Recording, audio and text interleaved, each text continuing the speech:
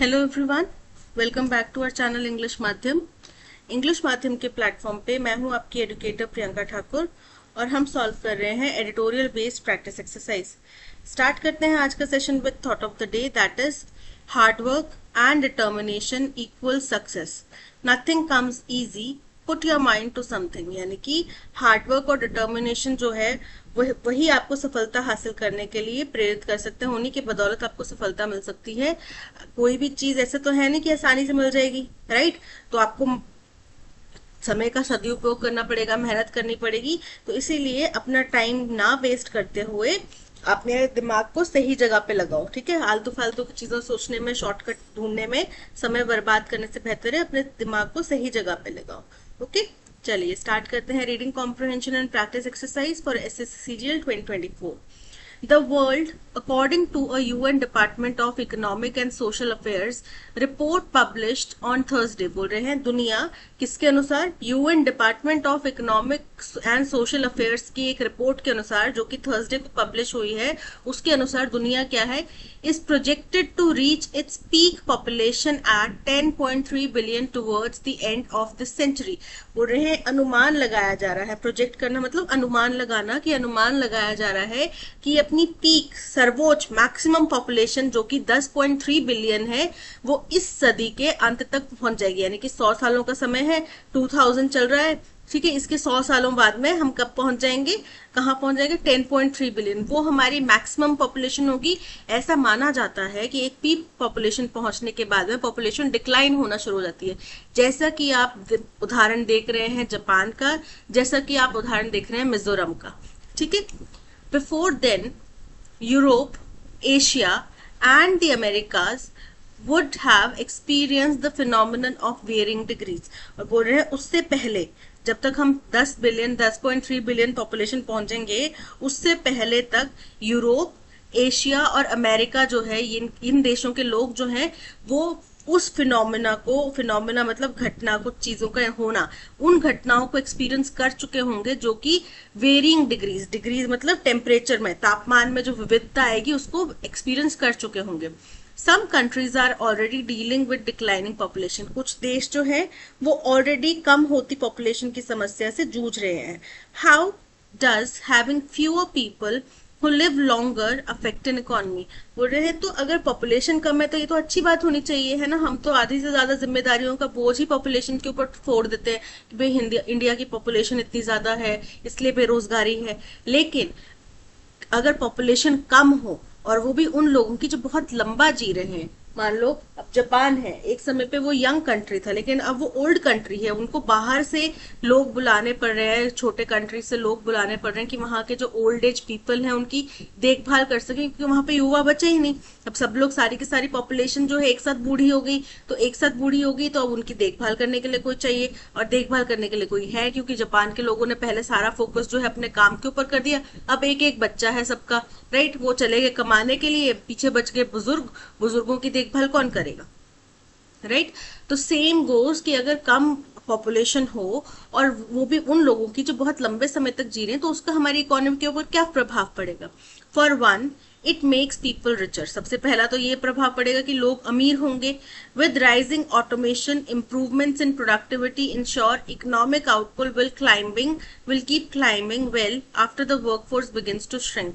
बोल रहे अब क्योंकि ऑटोमेशन भी बढ़ता जा रहा है, प्रोडक्टिविटी इससे इंप्रूव हुई है, और ये सुनिश्चित करता है कि हमारा इकोनॉमिक आउटपुट जो है वो ऊपर की तरफ चढ़ता ही रहेगा, बेशक हमारी वर्कफोर्स कम हो जाए।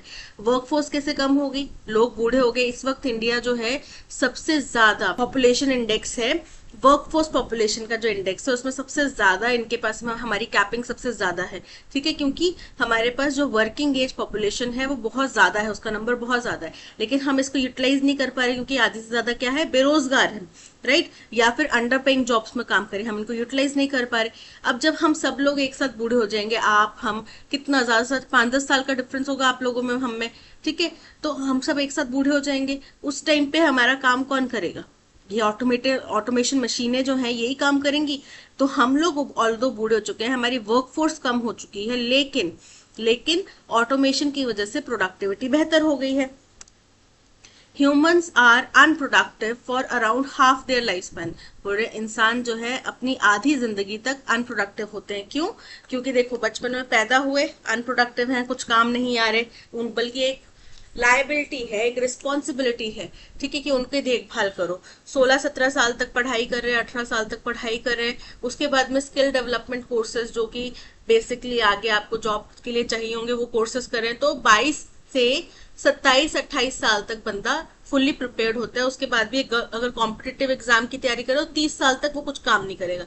फिर 30 साल के बाद में कई ज्यादातर लोग 30 साल के बाद में काम करने लग जाते हैं, ठीक है। अगर तो गवर्नमेंट एग्जाम निकल गया, क्लियर हो गया, तो फिर वो करेंगे, नहीं तो प्राइवेट सेक्टर में जॉब करेंगे, 30 साल तक करेंगे। उसके बाद में 60 साल 40-50 की उम्र में होने के बाद में बीमारियां घेरने लग जाती हैं, फिर वैसे ही प्रोडक्टिविटी कम हो जाती है, 60 साल में गवर्नमेंट रिटायर कर देती है। तो कितना 30 साल ही आपने काम किया, उसके बाद में 60 साल के बाद आप फिर एक जिम्मेदारी बन जाते हैं, राइट, कि आपका कोई देखभाल करे या फिर आपको लोग कोई खिलाए पिलाए। आप किसी ना किसी के ऊपर निर्भर हो जाएंगे, सरकार के ऊपर हो जाएंगे या अपने बच्चों के ऊपर हो जाएंगे या अपनी पेंशन के ऊपर हो जाएंगे, लेकिन निर्भर होंगे। तो आप अपने आधे से ज्यादा जिंदगी क्या रहे, अनप्रोडक्टिव रहे। As productive activity is taken up by more efficient machines. अब क्योंकि प्रोडक्टिव काम जो है वो ज्यादा प्रभावशाली, ज्यादा एफिशिएंट मशीन्स के द्वारा ले लिए गए हैं, the economic surplus accruing to the species will mount. तो जो इकोनॉमिक सरप्लस होगा किसकी वजह से, स्पीशीज हमारी जो प्रजाति है उसके इकट्ठा होने की वजह से जो इकोनॉमिक सरप्लस होगा वो क्या होगा, माउंट, वो बढ़ता जाएगा। तो how Mankind divides the surplus among itself is a different issue. अब सरप्लस तो हो क्या, इकोनॉमिक ग्रोथ हो रही है, लेकिन इसका बंटवारा कैसे किया जाए, क्योंकि आप हम काम नहीं कर रहे, इंडस्ट्रियलिस्ट की कंपनीज में मशीनें काम कर रही हैं, तो इकोनॉमी देश की तो बढ़ी लेकिन पैसा तो सारा उनके पास गया। अब वो हमें क्यों देंगे, हम उनके क्या लगते हैं। अंबानी जी के बेटे की शादी हुई, अपने दोस्तों रिश्तेदारों को उनने बांटा, उनके एम्प्लॉयज को क्या दिया, राइट। तो वो कोई उनके रिश्तेदार थोड़ी लगते हैं जो हमें वो बांटते फिरेंगे, इकोनॉमी उनके पास जा रही है सारी की सारी। तो बोल रहे हैं कि ये बड़ा सवाल होगा कि इस इकोनॉमिक सरप्लस को बांटा कैसे जाएगा। Society will have to make fewer provisions to educate and keep a smaller population unhealthy. तो समाज क्या करेगा, कुछ ही लोगों को पढ़ने का प्रावधान मिलेगा। आज हम सबके पास में अधिकार है शिक्षा का, फिर वो चीज नहीं होगी, फिर प्रिविलेज होगी शिक्षा। जैसे पुराने जमाने में केवल कुछ ही लोगों के पास शिक्षा का अधिकार होता था, वैसे सेम वैसा ही दौर दोबारा आ जाएगा, क्योंकि उनके पास में शिक्षा नहीं होगी तो हम उनको बोल सकेंगे कि भाई तुम्हारे पास शिक्षा नहीं है तो हम तुम्हें पैसे कैसे देते, तो हमारे किसी काम तो हो नहीं। और कुछ लोगों को क्या करेंगे, कीप स्मॉलर पॉपुलेशन हेल्दी, और थोड़े ही लोगों को वो सेहतमंद रखेंगे, बाकी लोगों का इलाज भी मुश्किल हो जाएगा। Poverty, hunger and disease will not be as grave as they have been for most of the history। बोल रहे हैं गरीबी, भुखमरी और बीमारियां वो इतनी ग्रेव, इतनी गंभीर नहीं होंगी जैसे हमारे इतिहास में रही हैं। सिटीज वुड थिन आउट, शहर जो है वो कम हो जाएंगे, सिकुड़ जाएंगे, ठीक है। Inflation and unemployment could be relegated to the history books. और इन्फ्लेशन और अनएम्प्लॉयमेंट जो है वो इतिहास की किताबों में जमा, एक मतलब केवल इतिहास की किताबों में ही लिखा और देखा गया एक शब्द रह जाएगा।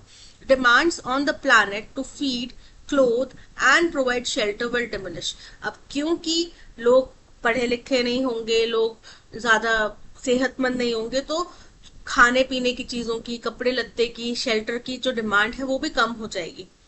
Resource exploitation will be driven by the needs of a growing machine population.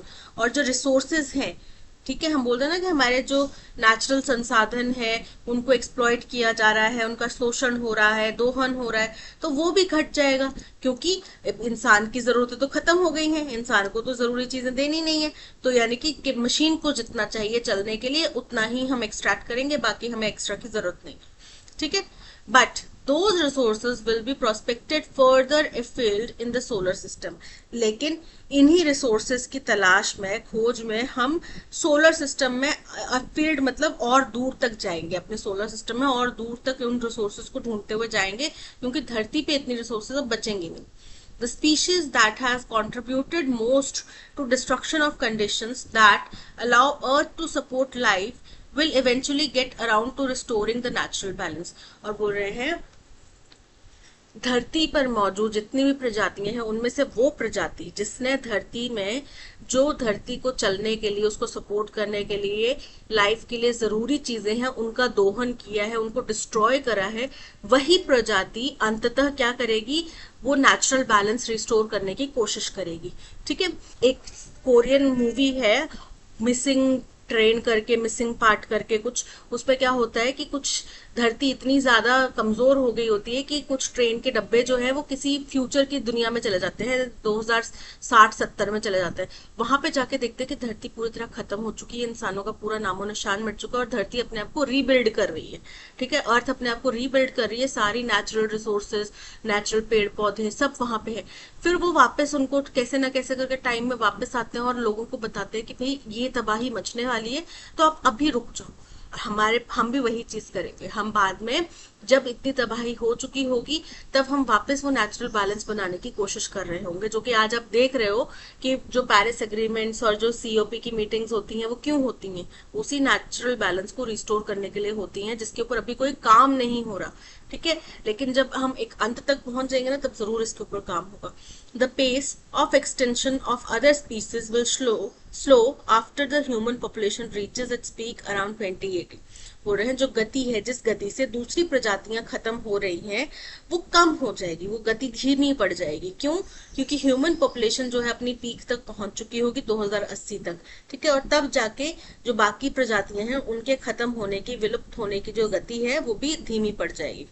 What of the people who live in this Arcadian utopia? अब आर्केडियन यूटोपिया क्या है? एक ऐसी स्थिति है जहां पे बहुत ही नेचुरल तरीके से, जहां पे ज्यादा डेवलपमेंट नहीं है और नेचुरल रिसोर्सेज की भरमार है। एक्चुअली जो यूरोपियन कुछ फिलोसोफर्स थे, पोएट्स थे, उन्होंने इस आर्केडियन प्रिंसिपल, एक आर्केडिया की दुनिया देखी, मतलब अपने ख्यालों में उसकी कल्पना करी, जहां पे लोग बिना किसी भेदभाव के एकदम नेचुरल रिसोर्सेज में रह रहे हैं, नेचुरल एनवायरनमेंट में रह रहे हैं, घर मकान नहीं है, जंगलों में रह रहे हैं, आदिवासी जीवन जी रहे हैं। तो बोल रहे हैं कि उन लोगों का क्या होगा जो इस आर्केडियन यूटोपिया में रह रहे होंगे। Would they be happier? क्या वो खुश होंगे, हमसे ज्यादा खुश होंगे? Not if history is any guide. अगर वो इतिहास को अपना गाइड मान के चलेंगे तो वो खुश नहीं होंगे। It would take a few centuries to turn the population clock back to the medieval age when human conflict began to acquire mass dimension. बोल रहे हैं कई सदियां लग जाएंगी हमारे देश को, हमारी पॉपुलेशन को, धरती को क्या करने के लिए, क्लॉक बैक करने के लिए। क्लॉक बैक करना मतलब कि पीछे जाना, समय में पीछे जाना, उस समय तक जाना जबकि क्या था, मिडिवल एज थी, यानी कि जो मिडल एजेस वाला, एंशियंट वाला जो टाइम था वो था जब ह्यूमन कन्फ्लिक्ट जो है वो शुरू हुआ था, ह्यूमन मतभेद जो शुरू हुआ था और वो एक रूप लेने लगा था। मास डायमेंशन मतलब एक रूप, एक दशा लेने लगा था। राइट, इंसानों में मतभेद होना शुरू हुआ था। उस दौर तक हम तभी पहुंच पाएंगे जब कई सदियां बीत जाएंगी। Even if affluence were to reduce the sources of conflict, हो रहे हैं अगर समृद्धि जो है वो मतभेद को कम भी कर सके, there would be the matter of individual happiness, तो भी हमारी अपनी खुशी मायने रखेगी, जिसकी वजह से मतभेद होगा ही होगा। Lengthening life spans and changing work leisure trade off could make life less satisfying.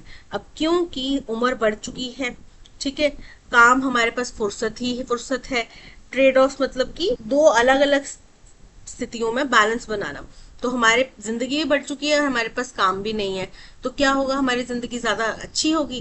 काम कुछ है नहीं करने को, खाने पीने को रिसोर्सेज मिल रहे हैं नहीं मिले पता नहीं, ठीक है, तो क्या हम खुश होंगे? आप हफ्ता भर बिना कुछ पढ़े लिखे, बिना कुछ किए बेड पे लेट के देखो, बोर हो जाओगे। और नॉट, या फिर नहीं, क्या हम उससे खुश होंगे या नहीं होंगे, या कम सेटिस्फाइड होंगे या नहीं होंगे? ठीक है, ये सवाल है। How does a declining population coupled with increased lifespan impact an economy according to the passage?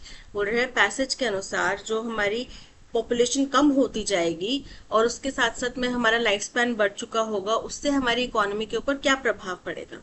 It makes people poorer due to reduce workforce, इससे लोग और ज्यादा गरीब हो जाएंगे क्योंकि वर्कफोर्स जो है वो कम हो चुकी है। तो वर्कफोर्स कम होने से लोग गरीब नहीं होंगे, लोग बोला है रिच होंगे। ठीक है, लोग तो अमीर होंगे लेकिन काम वगैरह नहीं होगा उनके पास। It leads to economic stagnation as automation can not replace human productivity. तो इकोनॉमिक ग्रोथ जो है वो ठहर जाएगी क्योंकि ऑटोमेशन की वजह से, ऑटोमेशन जो है इंसान की जो प्रोडक्टिविटी है उसको रिप्लेस नहीं कर सकती। तो गलत है, बोला ना कि मशीनें ज्यादा प्रोडक्टिव होंगी इंसानों के कंपैरिजन में। It makes people richer due to improvements in productivity and automation, बिल्कुल करेक्ट है, इससे लोग और ज्यादा अमीर हो जाएंगे। So option C is correct. According to the passage, what are some societal benefits of a declining population? बोल रहे हैं पैसेज के अनुसार कम होती पॉपुलेशन का सामाजिक बेनिफिट क्या है। तो उसका सामाजिक बेनिफिट ये है कि ज्यादा एजुकेशन और हेल्थ केयर के प्रावधान नहीं चाहिए होंगे। इंक्रीज पावर्टी एंड हंगर, गरीबी और भुखमरी बढ़ जाएगी, इनकरेक्ट है। Reduce provisions needed for education and health care, अब क्योंकि इतनी भयानक बीमारियां ही नहीं होंगी जिसके लिए इतना एडवांस्ड हेल्थ केयर चाहिए, बीमारियां ही कुछ गिनी चुनी रह जाएंगी। So option B is correct. What can be inferred about the future of resource exploitation according to the passage, बोल रहे पैसेज के अनुसार रिसोर्स एक्सप्लॉयटेशन का फ्यूचर क्या है। तो बोले ना कि रिसोर्सेज केवल मशीन के लिए ली जाएंगी, लेकिन उस रिसोर्सेज को ढूंढने के लिए हम सोलर सिस्टम में और ज्यादा आगे तक खोज कर रहे होंगे। ठीक है, resources exploitation will decrease as human population declines, incorrect है। resources will be exploited more on earth to meet demands of the machines, incorrect है। resources will be prospected beyond earth in the solar system, option C is correct। What does the passage imply about the human population and the extinction of other species? कि human population से दूसरी species के extension के ऊपर क्या प्रभाव पड़ेगा।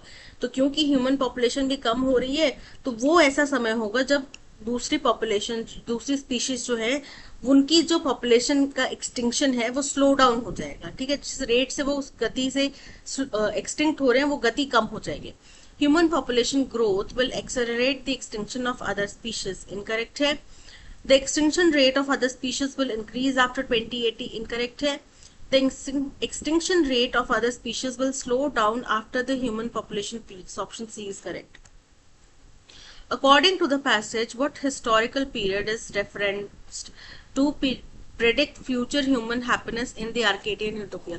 तो जब आर्केडियन यूटोपिया का जिक्र किया तो हमने कौन से ऐतिहासिक टाइमलाइन को छेड़ा कि उसके जैसा समय हो जाएगा। हमने मिडेवल एज की बात करी, तो option D medieval is correct. In recent years, हाल फिलहाल के सालों में, dash reports on Indian generics have dash questions being asked of the regulatory procedures governing the pharma industry.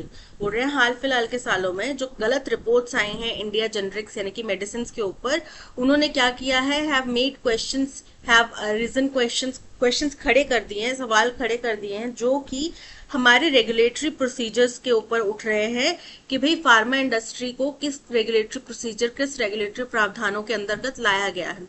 At least 7 Indian made cough syrups have been flagged, लगभग 7 हिंदुस्तानी brand की हिंदुस्तान में बनी हुई कफ सिरप्स जो हैं उनको फ्लैग किया गया है, उनको चिन्हित किया गया है एज सबस्टैंडर्ड कि ये घटिया किस्म की हैं bye WHO। The US FDA too has raised serious concern। US के FDA ने भी फूड की, उनकी जैसे हमारे पास में है कंट्रोल डिपार्टमेंट है वैसे इनके पास होगा, तो उन्होंने क्या किया है, इसके ऊपर भी कंसर्न उठाए हैं। The country's policy making has been slow to respond to these charges। तो देश के जो पॉलिसी मेकर्स हैं वो बहुत ही धीमे रहे इन आरोपों के ऊपर रिस्पॉन्स देने में। It has either dash to piecemeal solution, इन्होंने या फिर अभी के लिए इतना कर दो फिर देखेंगे इस तरीके के सॉल्यूशंस देख लिए, या फिर और denied allegations of regulatory failure, या फिर उन्होंने बिल्कुल ही मना कर दिया कि नहीं जी हमारी तरफ से तो कोई रेगुलेटरी फेलियर हुआ ही नहीं। In August, the government belatedly directed medicine manufacturers to follow WHO standards। फिर अगस्त महीने में गवर्नमेंट ने बड़ी देरी से, belatedly मतलब देरी से ही क्या किया, मेडिसिन मैन्युफैक्चरर कंपनीज जितनी भी हैं उनको दिशा निर्देश दिए कि भाई आप WHO के स्टैंडर्ड्स फॉलो करो। It has now followed up this move by setting up a team to develop a portal that will enable tracking of drug making process। बोल रहे हैं अब इन्होंने क्या किया है इसके बाद में एक टीम बनाई है जो क्या करेगी, जो एक पोर्टल बनाएगी, एक वेबसाइट वगैरह ऐसे कुछ बनाएगी जिसमें कि क्या किया जाएगा कि ड्रग मेकिंग की प्रोसेस क्या चल रही है किस कंपनी में, उसको ट्रैक किया जा सके। Medicine manufacturers will be required to feed in details of raw materials and distributors will need to upload their invoices on this platform. अब इसमें क्या करना पड़ेगा, मेडिसिन के जो मैन्युफैक्चरर हैं उनको इन डिटेल में क्या क्या रॉ मटेरियल कहाँ से खरीदा वो सब में लिखना पड़ेगा, और जो डिस्ट्रीब्यूटर्स हैं उनको अपलोड करना पड़ेगा अपने बिल्स इस प्लेटफॉर्म पे। The site will also contain information about dash and poor quality drugs unearthed by the inspectors. और बोल रहे हैं कि इस साइट पे वो भी इंफॉर्मेशन लिखी जाएगी जो आपको कोई भी घटिया क्वालिटी का या फिर कोई खराब आपको ड्रग मिले हैं, दवाइयां मिली हैं जो कि आपके इंस्पेक्टर्स ने खोज के निकाली है। अनअर्थड मतलब कि खोज के निकालना। This could help tackle the problem dash by the movement of sub standard medicine across state borders. तो इससे क्या हो सकता है, जो घटिया किस्म की मेडिसिन को स्टेट बॉर्डर्स के बाहर भेज दिया जाता है उसकी मूवमेंट को कंट्रोल करने में मदद मिलेगी। The platform will also track court cases related to pharma industries. अब इसी प्लेटफॉर्म में किसी भी फार्मा इंडस्ट्री के ऊपर अगर कोई कोर्ट केस चल रहा है या हुआ है उसको ट्रैक करने में भी मदद मिलेगी। In recent years, dash reports on Indian generics have, तो कैसी डाइवर्स अलग अलग किस्म की, कन्वर्स, कन्वर्स मतलब विरोधी या उल्टी, एवर्स, एवर्स मतलब कि अनिच्छुक, और एडवर्स मतलब खराब, नकारात्मक, नेगेटिव। तो यहाँ पे खराब रिपोर्ट्स आई है ना, सो ऑप्शन डी इज करेक्ट। किसके ऊपर, हैव लेड टू मतलब उसकी वजह से क्वेश्चन उठे हैं, उसके कारण से कुछ हुआ है, तो कारण से सवाल उठे, had led to. Attend to किसी जगह शामिल होना, पॉइंट टू किसी को इशारा करना, कॉज टू किसी चीज की वजह से कुछ होना। It has either dash to piecemeal solution, resorted, resorted मतलब समाधान निकालना, अपनाना किसी चीज को, तो उनने समाधान क्या निकाला, अभी के लिए ये कर दो फिर बाकी बाद में देखेंगे, राइट। तो वो क्या हो गया, resorted to piecemeal solutions. The site will also contain information about किस चीज के बारे में, डैश एंड पुअर क्वालिटी। तो पुअर क्वालिटी यानी कि नेगेटिव एस्पेक्ट है तो नेगेटिव ही आगे वर्ड आएगा।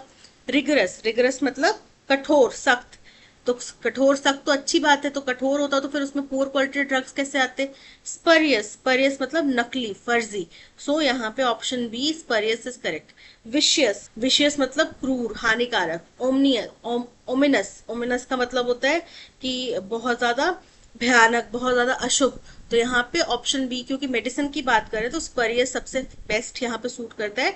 तो कौन सी मेडिसिन, जो फर्जी मेडिसिन हो, नकली मेडिसिन होने की, स्परियस मेडिसिन हो। Tackle the problem dash by the movement of substandard. Posed, posed मतलब होना, किसी चीज की वजह से होना, उत्पन्न खड़ा होना। एक्सपोज्ड मतलब उजागर करना। प्रपोज मतलब कि प्रेषित करना, आगे किसी को आप प्रस्तावित कर रहे हैं। अपोज्ड मतलब किसी का विरोध करना, तो यहाँ पे क्या है, पोज्ड, प्रॉब्लम पोज्ड, प्रॉब्लम खड़ी हुई, किसकी वजह से खड़ी हुई, सब स्टैंडर्ड मेडिसिन के आवागमन से जो प्रॉब्लम खड़ी हुई उसको रोकना। The new technology was much more productive and achieved maximum output with maximum wasted efforts or expense. One word substitute करना है highlighted part के लिए। प्रोडक्टिव होना चाहिए, मैक्सिमम आउटपुट होना चाहिए, कम से कम एक्सपेंस या कम से कम रिसोर्सेज का वेस्ट होना चाहिए, तो उसको क्या बोलते हैं, प्रभावशाली होना चाहिए, राइट। प्रभावशाली को इंग्लिश में बोला जाता है एफिशिएंट, ठीक है। तो जो नई टेक्नोलॉजी है वो बहुत ज्यादा एफिशिएंट है, option A is correct. Elaborate मतलब विस्तार से बताना, रैपिड मतलब तीव्र, और मैग्निफिसेंट मतलब कि शानदार, तो यहाँ पे क्या है, option A efficient is correct. There was an interminable struggle from his part in his fight against cancer. बोल रहे हैं उनकी तरफ से, किसी व्यक्ति की तरफ से एंडलेस स्ट्रगल देखा गया, अपनी तरफ से उसने एंडलेस स्ट्रगल दिखाया, उसने अपने स्ट्रगल में कभी रुकावट नहीं आने दी, किसके, वो लड़ाई लड़ रहा था कैंसर के अगेंस्ट। तो एंडलेस का एंटोनिम क्या हो जाएगा, जिसका अंत हो सके, राइट। ओवरवेलमिंग, ओवरवेलमिंग मतलब बहुत ज्यादा। इनअप्रोप्रिएट अनुचित, अनसस्टेनेबल जो लंबे समय तक कंटिन्यू ना हो सके, और इंटरमिनेंट, इंटरमिनेंट मतलब कि मिटेंट मतलब कि बीच में कुछ चीज होना, कुछ चीज रेगुलर इंटरवल्स पे होना, यानी कि ये ब्रेकेज को दिखाता है। और इंटरमिनेबल मतलब कंटिन्यूस होता है, तो ब्रेकेज यानी कि ऑप्शन डी क्या है, एंटोनिम है इंटरमिनेबल का। Majority of the people do not comprehend the vicissitudes of regular life. Vicissitudes की स्पेलिंग इनकरेक्ट है। यहाँ पे 4 पार्ट्स में सेंटेंस डिवाइड किया है, उसमें जिसमें स्पेलिंग एरर है वो बताना है। तो देखो मेजॉरिटी की स्पेलिंग करेक्ट है, ऑफ द पीपल, ठीक है। डू नॉट कॉम्प्रिहेंड, कॉम्प्रिहेंड मतलब समझना। The vicissitudes of regular life, vicissitudes का मतलब होता है उलट फेर, कि आम जिंदगी में कुछ अगर पलट फेर हो जाए, एक जब चीजें उल्टी पुल्टी हो जाए तो उनको वो समझ नहीं आती, राइट। और विसिट्यूड्स के स्पेलिंग होते हैं VICISSITUDES,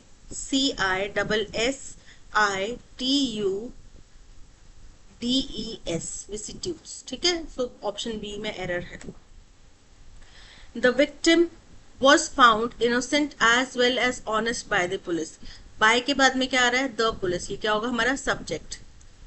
found क्या है हमारा, verb है। किसको फाउंड किया, द विक्टिम, क्या है हमारा ऑब्जेक्ट है। और क्या मिला वो, innocent as well as honest। the police found the victim innocent as well as honest। the police find the victim नहीं, the police has found, the police found the victim innocent as well as honest। option C is correct। She looked dash amazed when she heard the news। she looked amazed, amazed का synonym हमें यहाँ पे fill करना है। amazed मतलब बहुत ही ज्यादा खुश, बहुत ही ज्यादा हैरान, बहुत ही ज्यादा अचंभित, ठीक है। इंस्पायर्ड, इंस्पायर्ड मतलब होता है किसी चीज से प्रेरित होना। अफ्लिक्टेड मतलब किसी चीज से पीड़ित होना। इंड्यूस्ड मतलब अगेन प्रेरित होना। एस्टोनिश्ड मतलब हैरान, एकदम सरप्राइज्ड, इम्प्रेस्ड। तो यहाँ पे option D astonished is the synonym for amazed. This boy is cleverest of all in the class. आपको अपनी क्लास में सबसे ज्यादा क्लेवर बच्चे के बारे में बता रहे हो कि ये सबसे ज्यादा क्लेवर है। सुपरलेटिव डिग्री होगी, जब भी हम सुपरलेटिव डिग्री लिखते हैं तब साथ में द वर्ड जो है उसको एम्फसाइज करता है कि ये सबसे ज्यादा है, ठीक है। तो इसके साथ में this boy is the cleverest of all in the class, ठीक है। सो ऑप्शन सी में एरर है। डोमिनेट, डोमिनेट मतलब किसी को के ऊपर शासन करना, राज करना, ठीक है। अब इसका एंटोनिम क्या होगा, प्रोटेक्ट बचाना, कवर ढकना, ओपन खोलना, लिबरेट, लिबरेट मतलब कि मुक्ति देना। तो आप शासन नहीं कर रहे, डोमिनेट नहीं कर रहे, आप किसको लिबरेट कर रहे हैं। Option D is correct antonym for dominate. Featuring the fool, जिसमें फूल शामिल है, और जेस्टर, जेस्टर भी मतलब धोखेबाज, षड्यंत्रकारी, वो शामिल है। हु रिप्रेजेंटेड द वीकनेस, जो कि वीकनेस को दर्शाता है। फूल्स लिटरेचर इज द एल्गोरिकल सेटायर्स, बोल रहे हैं कि फूल्स लिटरेचर जो है वो एल्गोरिकल सेटायर्स की भरी हुई किताब होगी। अब एल्गोरिकल क्या होता है, एल्गोरिकल मतलब जिसके अंदर कोई हिडन मीनिंग, कोई मॉरल वैल्यू, कुछ मॉरल वर्ड्स शामिल हो, ठीक है। जैसे कि पुराने जमाने में कहानियां हमको सुनाते थे पंचतंत्र की, जिसके अंदर कुछ ना कुछ मॉरल मैसेज होता था, ठीक है। तो फूल्स लिटरेचर ऐसी है जिसमें एल्गोरिकल सेटायर्स होते हैं, ठीक है। सेटायर्स मतलब व्यंग करके आप कुछ ही समाज की हकीकत व्यंगात्मक तरीके से आप बता रहे हैं। Popular throughout Europe from the 15th to the 17th century, जो कि यूरोप में 15वीं सदी से लेकर 17वीं सदी तक प्रचलित थी। Vices and grotesqueries of contemporary society, बोल रहे हैं जो कुरीतियां, और ग्रोटेस्क्यूरीज का मतलब क्या होता है, जो कुछ खराब चीजें, गलत चीजें, गलत प्रैक्टिसेस जो थी हमारे उस समय के समाज के। कंटेम्प्रेरी मतलब जिस समय की आप बात कर रहे हैं, आप किस समय की बात कर रहे हैं, आप 15वीं से 17वीं सदी की बात कर रहे हैं, तो उस समय के समाज में जो ये गलतियां थी उनको बताता है, ठीक है। तो who represented weaknesses, vices and grotesqueries of contemporary societies, यानी कि ए के बाद में डी आएगा। अब किस में बताई गई ये सारी चीजें, फूल्स लिटरेचर। तो फूल्स लिटरेचर हमारा इंट्रोडक्शन है। क्या था, allegorical satires popular throughout Europe from 15th to 17th century, यानी कि बी के बाद में सी आएगा। BCAD, BCAD option A is correct. Free time, time at one's own disposal. अब वन वर्ड सब्स्टिट्यूट करना, बताना है। देखो आपके पास जब फ्री टाइम होता है उसको आप क्या बोलते हैं, लेजर। पूछा जाता है ना सवाल कि आप अपने लेजर टाइम को कैसे यूटिलाइज करते हैं, उस समय पे आप क्या करना पसंद करते हैं, यानी कि जो आपका फ्री टाइम होता है उस समय पे आप क्या करना चाहते हैं। So option A ledger is correct. Legible, legible मतलब स्पष्ट। लीथल मतलब घातक, और लीजन मतलब कि सेना या बहुत सारे लोग, ठीक है। तो यहाँ पे option A ledger is correct. Despite facing numerous obstacles and setbacks, the determined entrepreneur refused to give up on her dream of creating a successful startup that would transform the sector. बोल रहे हैं कि हालांकि उसके बहुत सारी परेशानियां, बहुत सारी विफलताएं फेस करी, लेकिन जो एंटरप्रेन्योर था वो बहुत ज्यादा डिटर्मिन्ड था। क्या लड़की है ये, तो वो बहुत ज्यादा डिटर्मिन्ड थी कि वो अपने ड्रीम, जो सपना था कि वो एक सक्सेसफुल स्टार्टअप बनाए, उसको क्या करेगी, that would transform the sector, जो इस सेक्टर को पूरा चेंज कर सकता है उसको जरूर हासिल करके रहेगी। ठीक है, वो उसको छोड़ेगी नहीं, त्यागेगी नहीं। तो दैट वुड ट्रांसफॉर्म की बजाय क्या आएगा, दैट वुड रेवोल्यूशनाइज, क्योंकि यहाँ पे कुछ बदलाव आने की बात कर रही है, तो that would revolutionise the industry. Option D is correct. Fraudulent, fraudulent मतलब धोखेधड़ी। ठीक है, तो इसका सिनोनिम क्या होगा, जेन्युइन, जेन्युइन मतलब ओरिजिनल, काउंटरफेट, काउंटरफेट मतलब नकली, अनइमेजिनेटिव, अनइमेजिनेटिव मतलब जो आपको, जिसमें आप क्रिएटिविटी कुछ नहीं है, जिसमें आप कुछ इमेजिन नहीं कर सकते। डिसिमिलर मतलब असमान, तो यहाँ पे काउंटरफेट जो कि बोलता है धोखाधड़ी का ही पार्ट है, क्योंकि नकली है तो नकली मतलब धोखेबाज है। ठीक है, so option B counterfeit is correct. We should try to pacify the situation and not dash it further. हमें कोशिश करनी चाहिए स्थिति को शांत करने की। पैसिफाई मतलब शांत करना। ठीक है, अब इसका एंटोनिम क्या होएगा, बढ़ाना, तो मिटिगेट, मिटिगेट मतलब किसी चीज को खत्म करना, कम करना, धीरे धीरे खत्म करना। राइट। स्टैंडर्डाइज, स्टैंडर्डाइज मतलब किसी एक पर्टिकुलर चीज को एक पर्टिकुलर कंसिस्टेंसी फॉर्म में चलाना। इलस्ट्रेट मतलब कि पूरा आप करके कुछ चीज एग्जाम्पल के साथ में बता रहे हैं। एग्रेवेट, एग्रेवेट मतलब किसी चीज को बढ़ाना। तो अगर पैसिफाई का मतलब कम करना होता है, एग्रेवेट मतलब बढ़ाना होता है, तो एंटोनिम क्या हो गया पैसिफाई का, aggravate. So option D is correct. We sell magazines, groceries and sundry articles. अब सन्ड्री का मतलब होता है अलग अलग, बहुत सारे। ठीक है, विविध। किराने की दुकान होती है एक आपकी लोकल सोसाइटी में, उसके अंदर सब सामान, कॉपी, नोटबुक, राशन पानी, चिप्स वगैरह सब मिल जाता है। राइट, तो वो क्या हो गया, वो सन्ड्री आर्टिकल्स भी रखता है तो ग्रोसरी की दुकान, लेकिन रखता सन्ड्री आर्टिकल्स भी है।